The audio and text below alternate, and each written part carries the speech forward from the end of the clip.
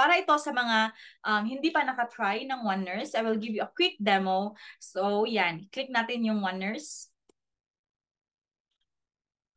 Okay, nice. Okay, so dito sa One Nurse, meron tayong mga stories, news, mga current news, and then meron tayong mga ads, of course, sa mga companies, and then mga blogs.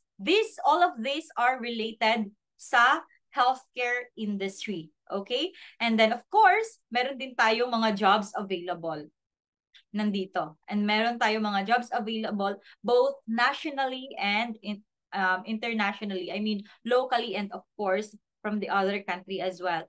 And then, let's try now for the PNLE. Ito naman yung reason kung andito kayo, di ba? To become an nurse, registered nurses. So now to start, you can choose if you want practice exams, flashcards, ganyan.